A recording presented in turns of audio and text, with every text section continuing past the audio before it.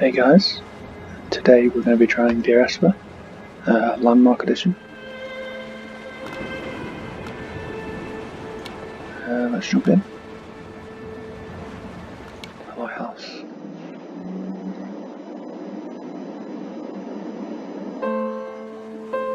Dear Esther, the morning after I was washed ashore, salt in my ears, sand in my mouth, and the waves always at my ankles, I felt as though everything had conspired to this one last shipwreck. I remembered nothing but water, stones in my belly and my shoes, threatening to drag me under to where only the most listless of creatures swim.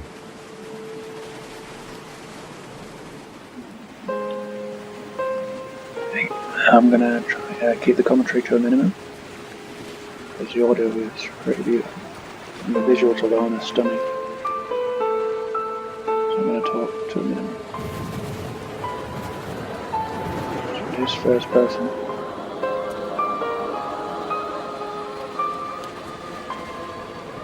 Flashlight.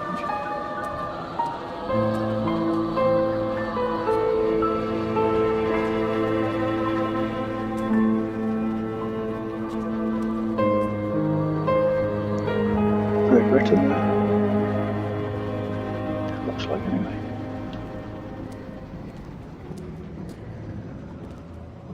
Ooh.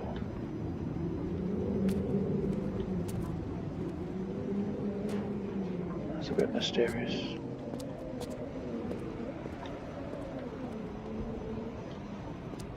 Don't like that. What is that? Okay.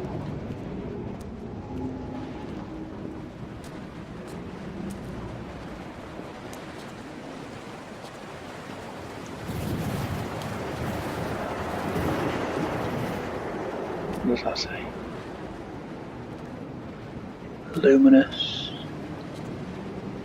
paint. Some kind of like periodic table stuff. I'm going to take the low road, I think.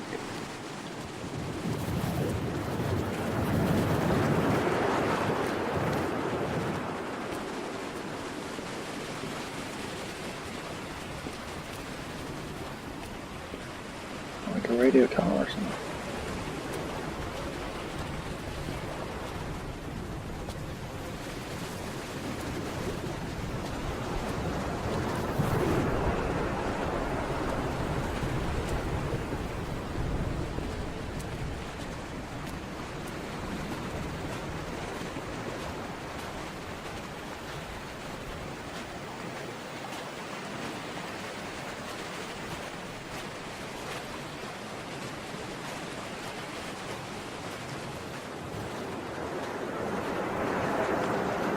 Crab nets or shrimp catchers.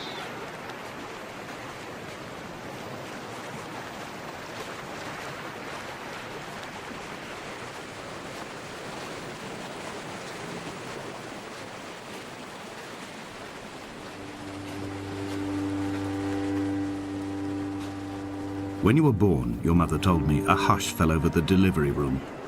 A great red birthmark covered the left side of your face. No one knew what to say, so you cried to fill the vacuum. I always admired you for that you cried to fill whatever vacuum you found.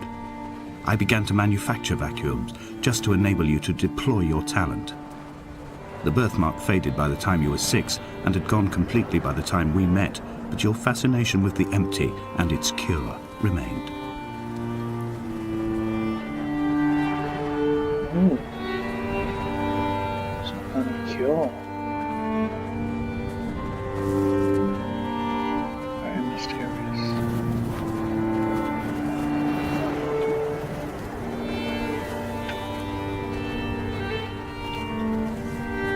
A wonderful sight. The moon cresting the junction between the cliff path and the stone circle. It cast a shadow of the ridge across the beach, all the world as if you had signed your name in untidy handwriting.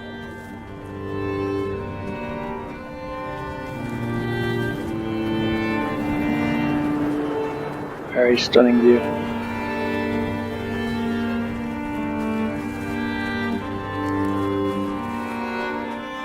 Very ominous, isn't it? alone on an island.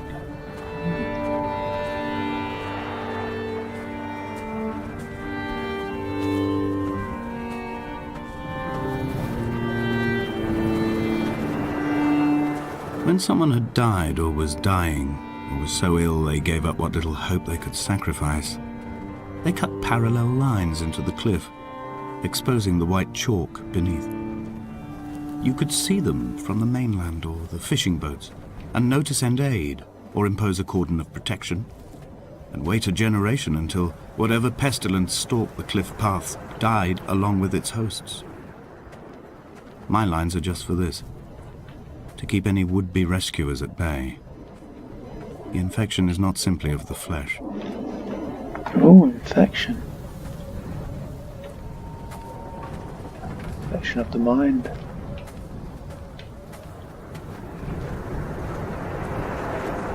They were God-fearing people, those shepherds. There was no love in the relationship. Donnelly tells me that they had one Bible that was passed around in strict rotation. It was stolen by a visiting monk in 1776, 2 years before the island was abandoned altogether. In the interim, I wonder, did they assign chapter and verse to the stones and grasses, marking the geography with a superimposed significance that they could actually walk the Bible and inhabit its contradictions? Oh. Fancy stealing a book. The only book.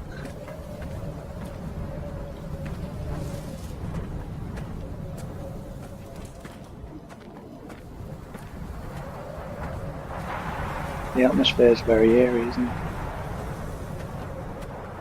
Almost as if you're being watched. Dear Esther, I met Paul. I made my own little pilgrimage. My Damascus, a small semi-detached on the outskirts of Wolverhampton. We drank coffee in his kitchen and tried to connect to one another. Although he knew I hadn't come in search of an apology, reason or retribution, he still spiraled in panic, thrown high and lucid by his own dented bonnet. Responsibility had made him old.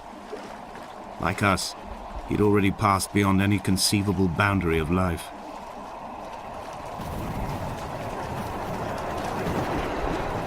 Ooh. Semi-detached. I would leave you presents outside your retreat in this interim space between cliff and beach. I would leave you loaves and fishes, but the fish stocks have been depleted and I've run out of bread. I would row you back to your homeland in a bottomless boat, but I fear we would both be driven mad by the chatter of the sea creatures.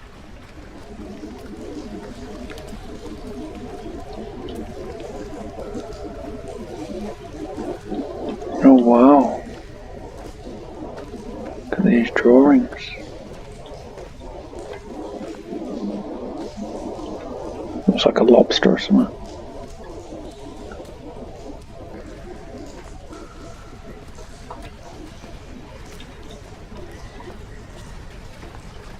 Some kind of periodic table stuff.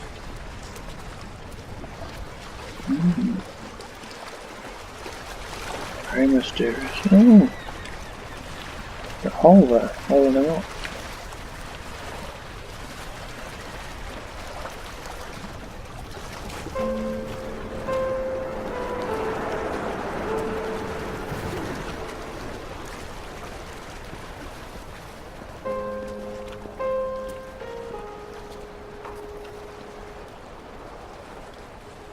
Sounded like someone was behind us.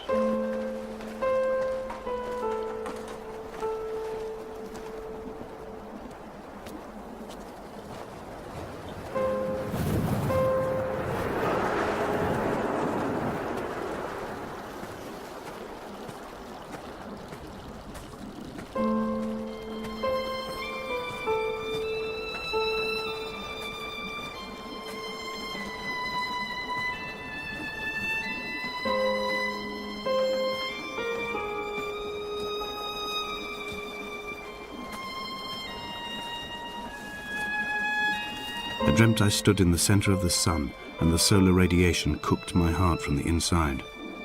My teeth will curl and my fingernails fall off into my pockets like loose change. If I could stomach, I'd eat, but all I seem capable of is salt water.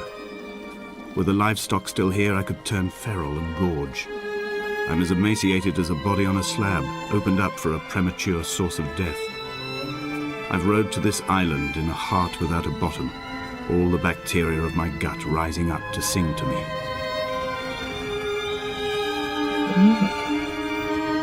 So it was... seems to have caught the infection.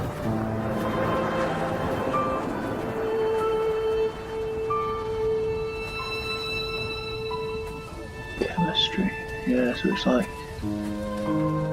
science-based. So I can Bible that as well. I've got a mono off.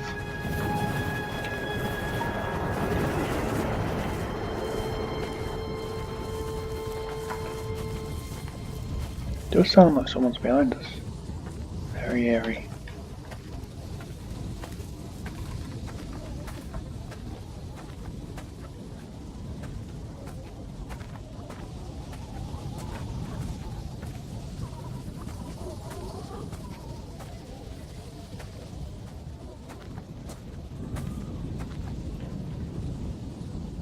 It would be pretty scary trapped on an island by yourself.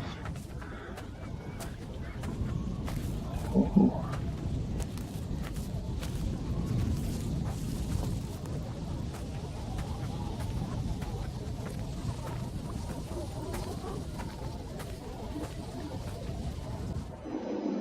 So that's episode 1 out of the way.